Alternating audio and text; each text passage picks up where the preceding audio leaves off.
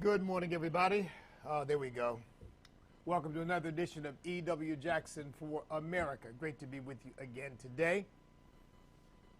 Well, look, today I want to focus on an issue that we haven't spent a great deal of time talking about, but certainly has been brought up from time to time.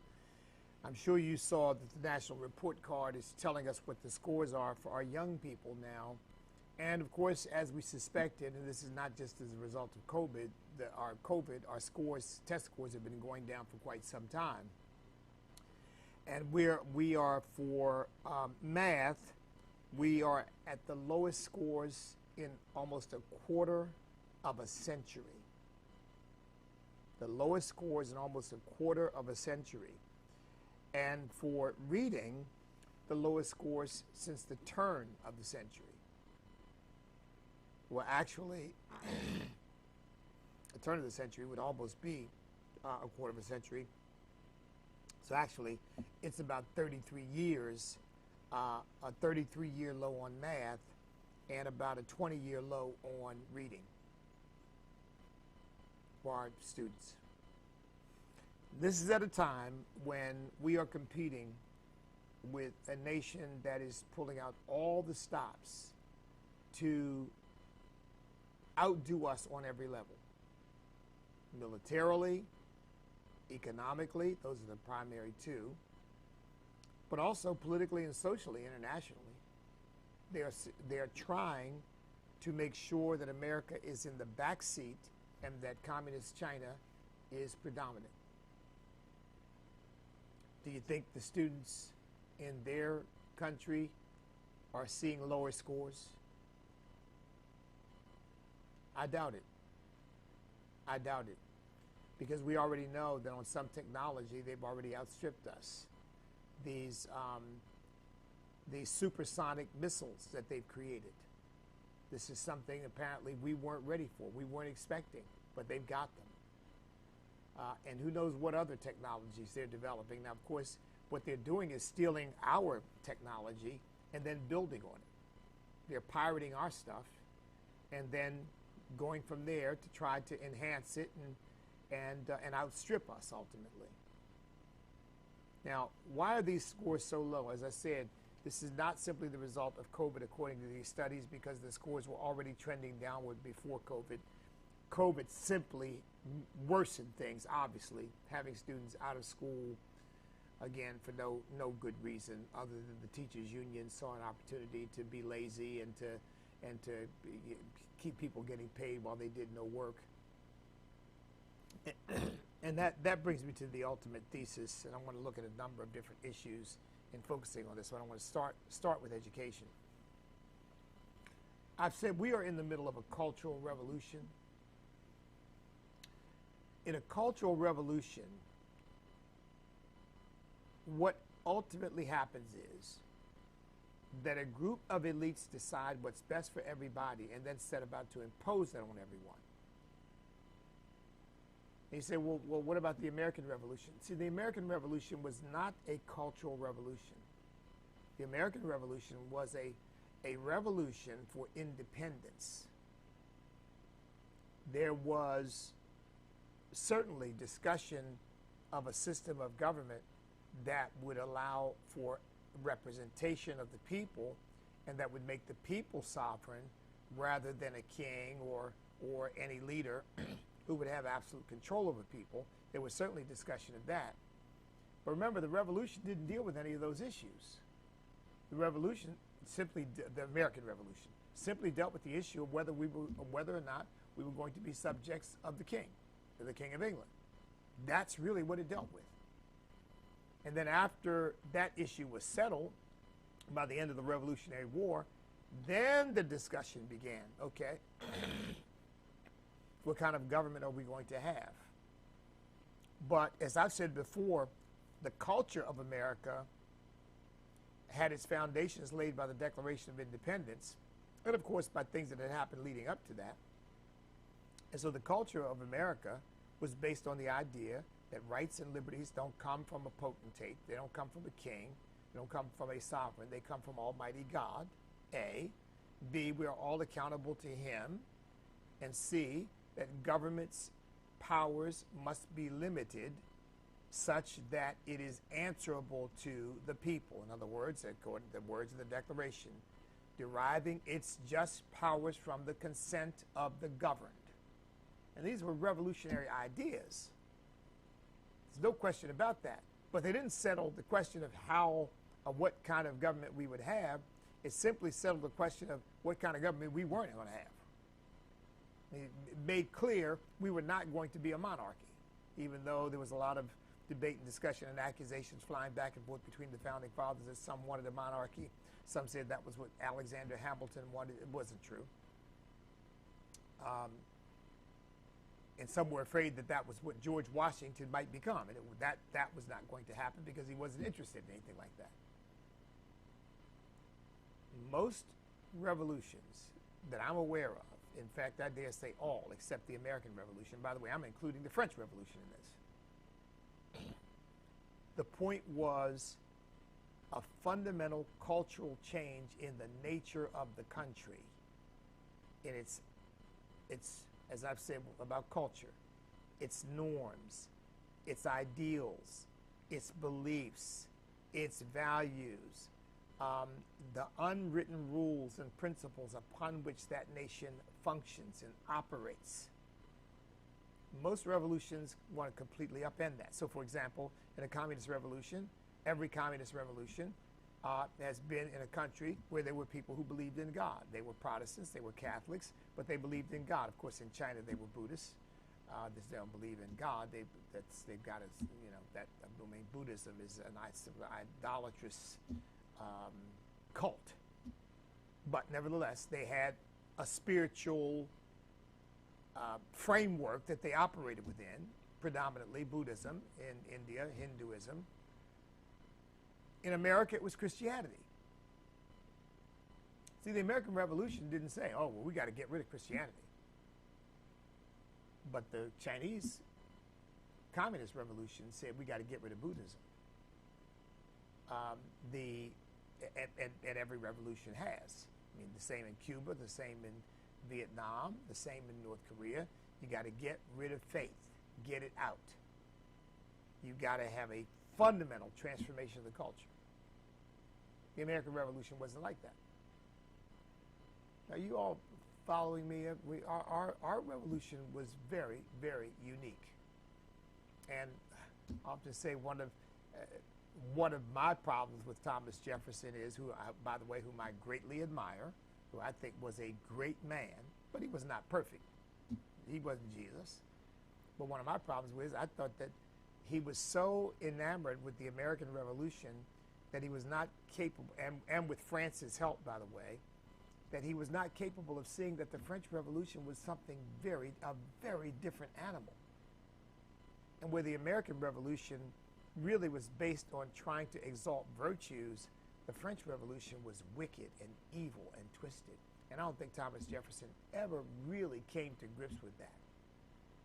Even after hearing about the widespread bloodshed, the reign of terror, which is what they called it, what the historians have called it, the reign of terror.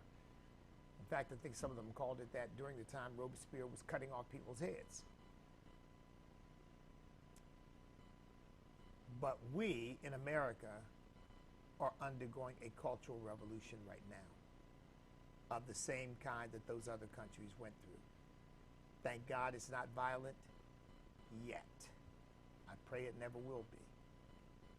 But it is an attempt to completely overthrow the old culture, the ideas, the ideals, the beliefs, the principles, the practices, the norms of behavior and thought that are predominant in the culture. They want to overthrow those. They want to change those. They want to completely alter those. And these elites are primarily in the Democrat Party and leftists, people like George Soros and Bill Gates and a bunch of wealthy people in Hollywood and of course in the high-level precincts of the Democrat Party.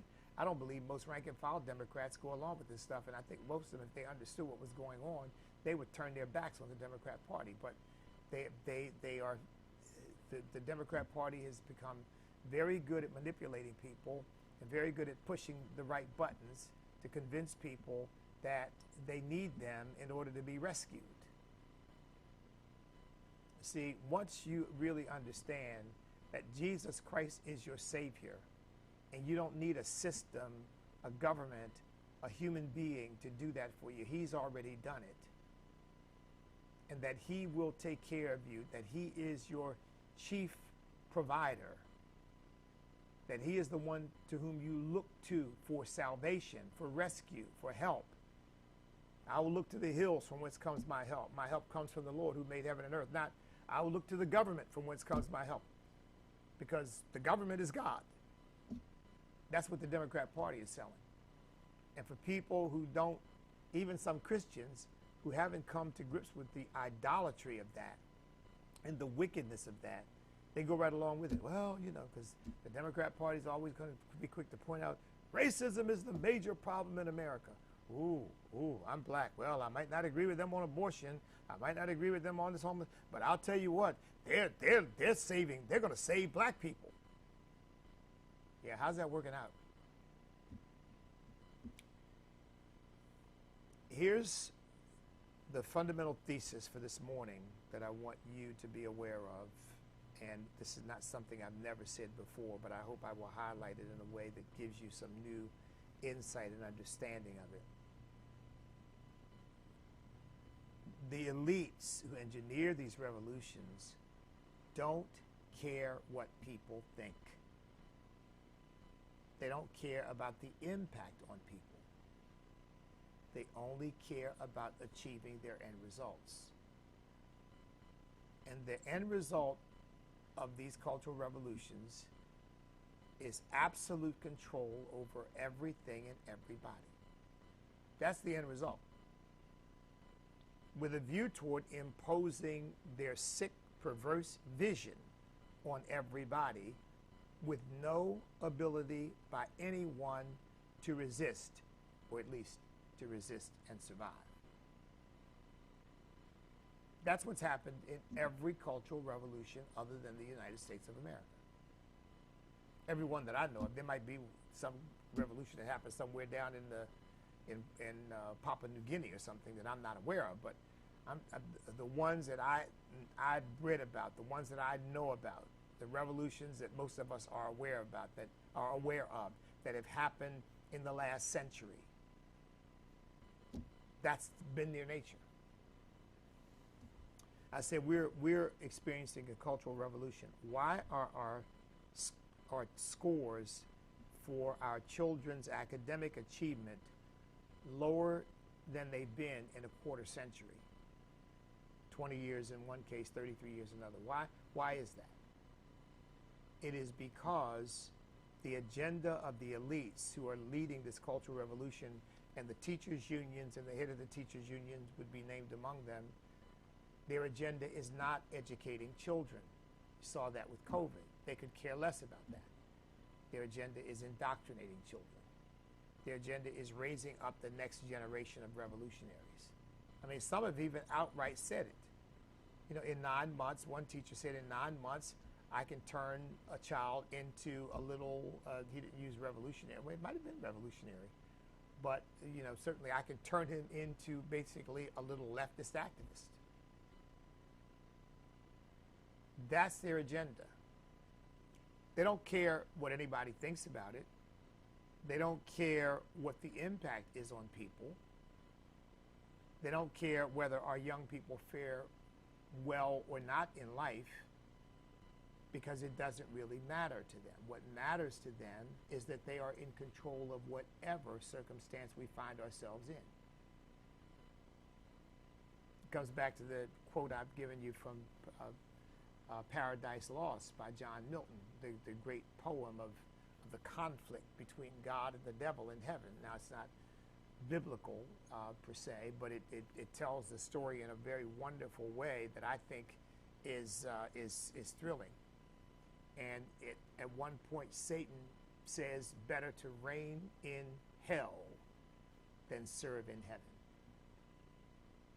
And I think these elites would say, better to reign over chaos, over economic dislocation and shortages and suffering and pain and division and hatred and anger and frustration. Better to reign over that than to serve where I'm not the master in a nation of peace, prosperity, hope, unity, vision, purpose, godliness, morality. They would rather destroy that and preside over chaos than to be in a wonderful nation as I've just described, where they're not in control. Now, folks, if you think through this, you'll see that this thesis is absolutely true. And I think these test scores are just more proof of how true this is. I mean, think about this. The people who've been railing for years about women's rights and about taking care of women have now become the enemies of any woman who dares to suggest that a biological male should not be in a female locker room, should not be in a female shower, should not be playing on a female sports team, and should not be given access to women in their most private and intimate settings because some person with male genitalia claims to be a woman. And the Democrat Party and the left will say, oh, no, when you're a bigot, you're a hater. You know, just let the guy in there with all his junk. And we've even seen situations in which women have said they've got men in their locker room. The men were watching them shower, watching them undress, and becoming sexually aroused in the process, and the woman just has to endure that. Folks, that's assaultive. That is degenerate. That is abusive. In fact, there are laws against. I was just reading yesterday, people talking about what happened to the laws of exposure, the laws against public exposure. I mean, against exposing oneself. Indecent exposure is what I'm looking for. What happened to the laws? Because that's what that amounts to. And in some cases, these women weren't even given any warning that this guy was going to show up in their private spaces. And the guy shows up, undresses, and there he is in all of his male equipment. And these women are literally shocked. But the elites don't care. Because what matters is not what's happening to people. What matters is what's happening with their agenda. And as long as they are furthering their agenda and increasing their stronghold on political power, that is all that matters. And if women have to be trampled to get that done, see, that's the communist approach. Individuals don't matter anyway. As either Mao or Stalin said, if you want to make an omelet, you got to break a few eggs. Translation, if you want to create the communist utopia we're trying to create, you got to kill a few people. It just comes with the territory. In this case, you got to walk on people. That's why I've said many times, I really believe this, folks, from the bottom of my heart, that for these leftists, if they could, they'd kill us. Just thank God we still do have a criminal justice system that would shall we say, militate against that. I think that would be would create some inhibitions about the consequences of that. I think we still have that. I think, based on this Hunter Biden story, you do kind of wonder. But I think just like when communists take over and they can do whatever they want to do with impunity, it's one of the first things they do. Kill people who are in the way. Get them out of the way.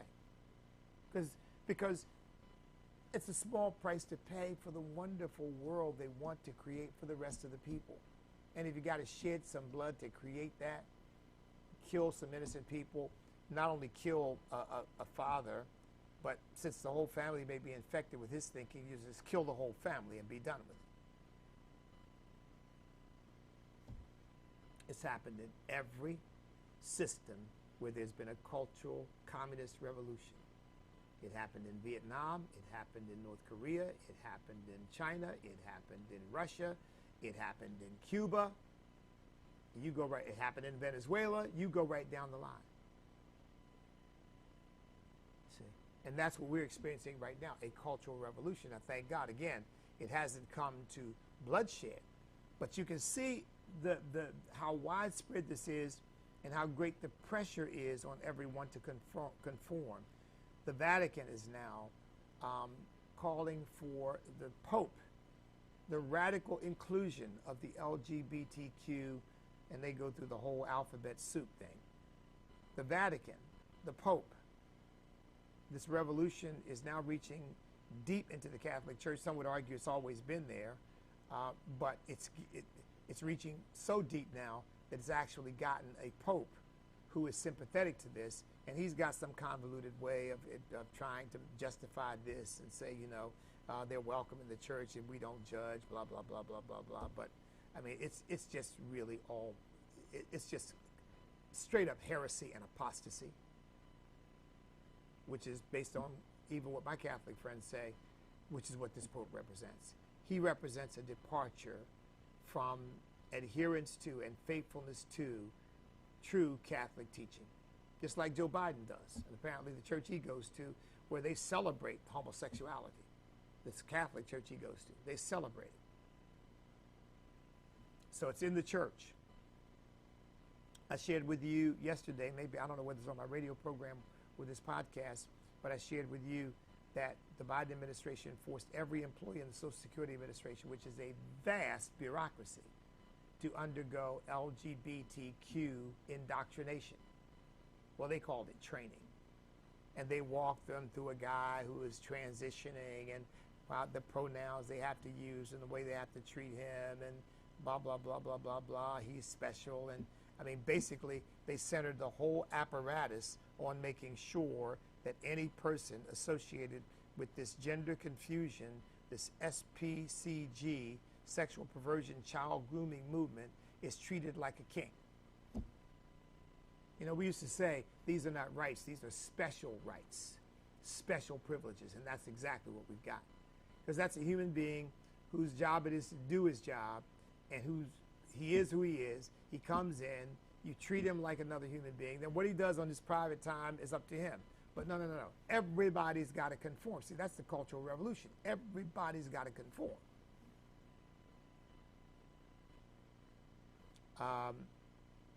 Riley Gaines was before Congress yesterday testifying, and this I guess, I don't know what this is that runs the, because you just, I'm not trying to be insulting, you just don't know. You don't know whether these are men trying to be women or women trying to be men or homosexuals. I mean, you know, you just don't know. They've just so messed up the whole objectivity of vocabulary that you don't even know what they're talking about. But this one of these Democrat representatives chided Riley Gaines for saying that women can't compete with men. And I think it was this chairman of this so-called Human Rights Council. What it really is a homosexual weirdness council. It's not a human rights council. They're not promoting human rights. They're promoting homosexuality and transgenders and gender confusion and all this perverse stuff. That's what they live for. They live to promote perversion. But at any rate, this woman, or man, or whatever it is, Kelly Robinson,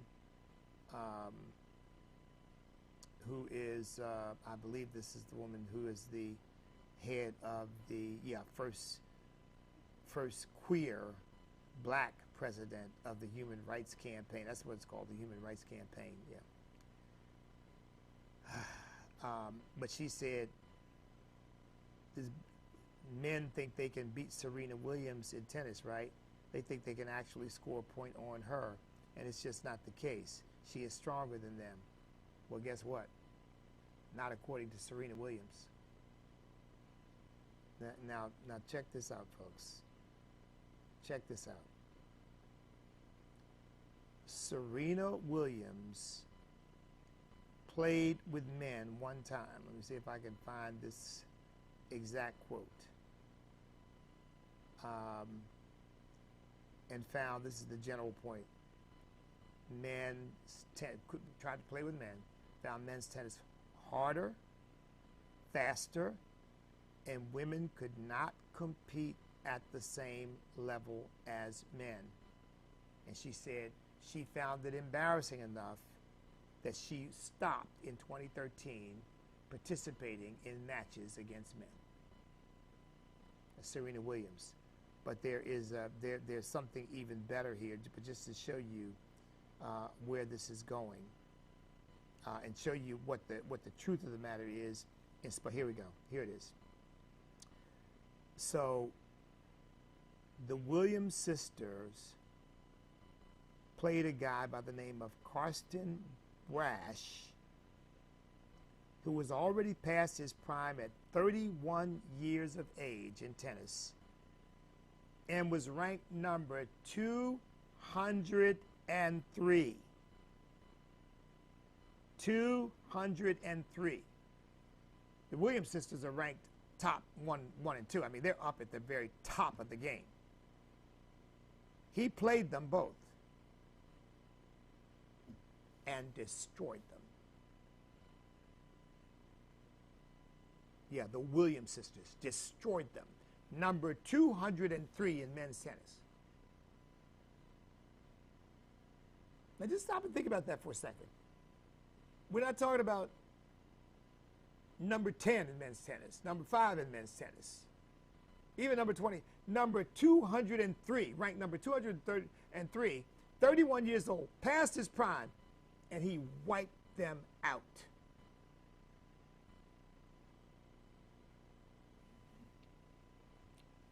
But they don't care what happens to women, you see. Just like they don't care what happens to students. They don't care whether young people get an education. They don't care whether women are treated fairly. They care about their agenda. It's the agenda above everything. See, this is their religion. This is their God. And everything must be subsumed by it. Everything must be submitted to it. Everything must be overcome by it.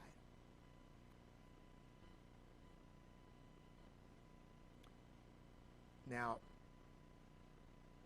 this, by the way, police just found in LA County an apartment full of drag queens, drugs, children, and a dead body. That's where this is going.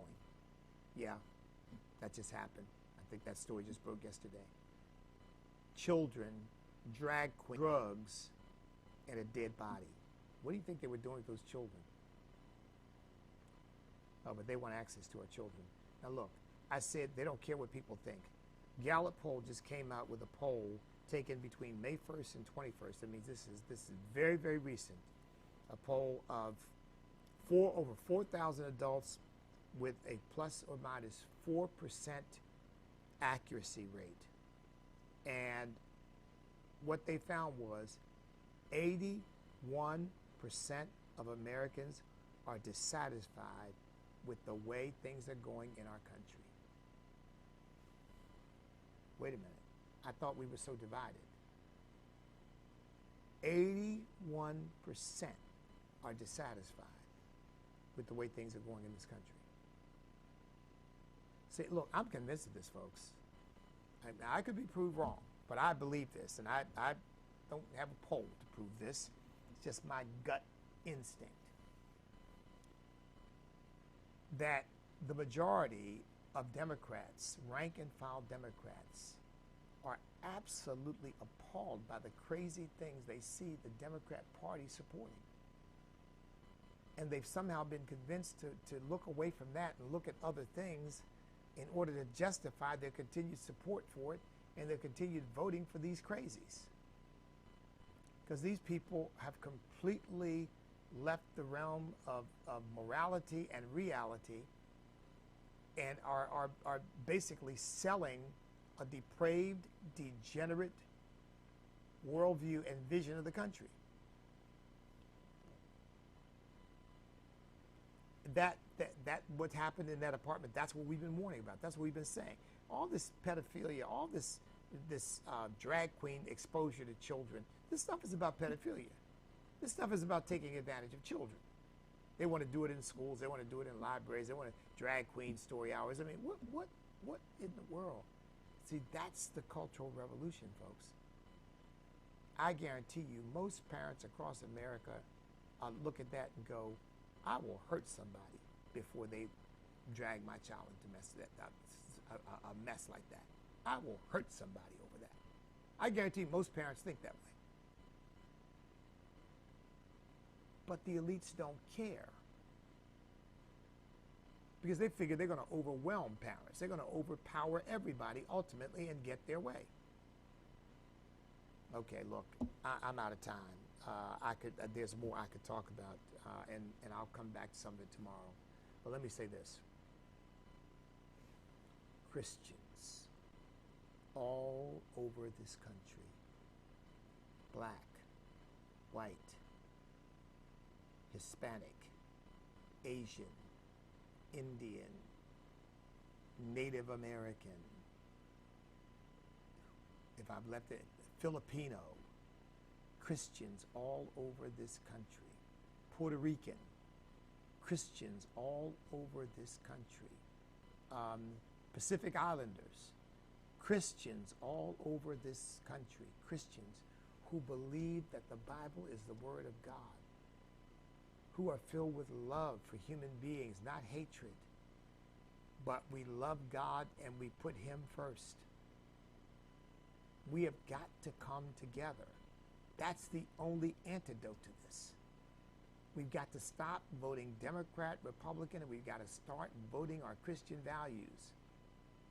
And right now, the candidates who represent those values are all on the Republican side. I can't think of a single Democrat that actually represents a Christian or biblical worldview. Not a single one. But it's not about adherence to the Republican Party. It's about adherence to biblical principles.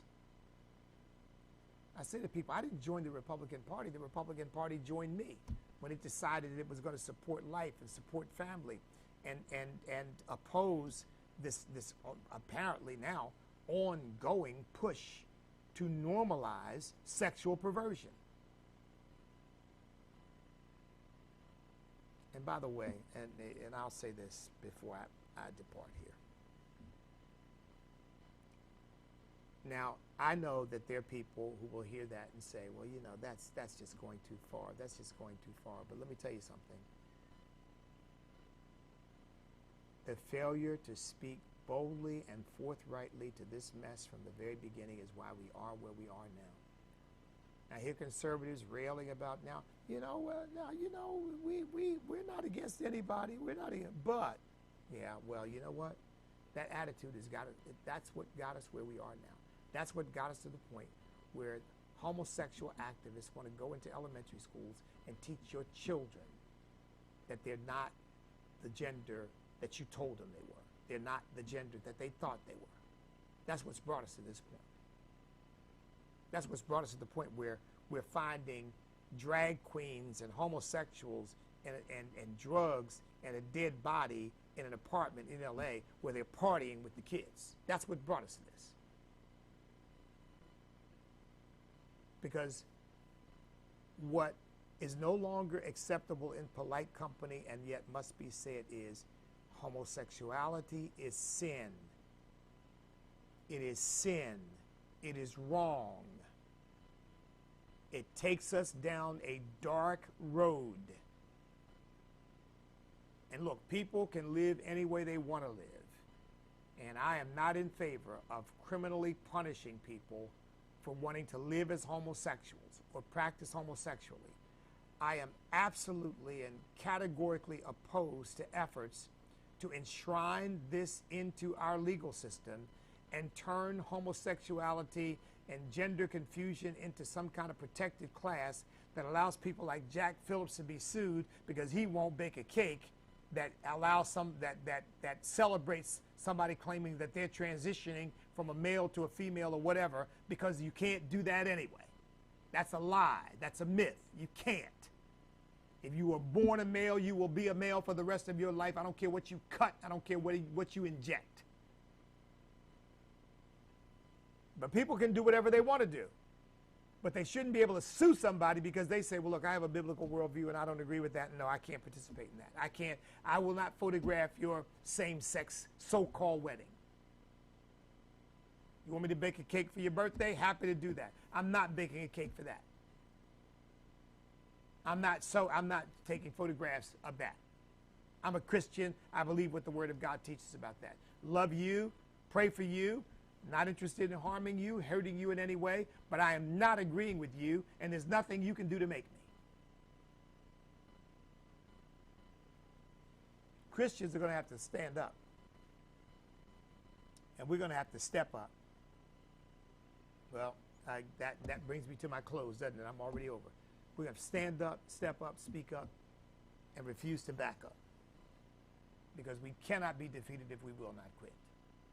Let me mention one other thing. Don't forget, July 14th, 7:14, 2 Chronicles 7:14. If my people which are called by my name will humble themselves and pray and seek my face and turn from their wicked ways, I will hear from heaven and will forgive their sin and will heal the land. Come to our 2 Chronicles 7:14 patriotic rally to secure America's future. It's going to be at the downtown Richmond Marriott, 500 East Broad in Richmond, Virginia, at 6 p.m. for the reception and fellowship and 7 p.m. for the program. I hope you will come. It is going to be a great time. We're going to save this country. So now, having said that, oh, and by the way, RSVP at EWJackson at EWJackson.com. So having said that, stand up, step up, speak up, refuse to back up, because we cannot be defeated if we will not quit, because we are on God's side.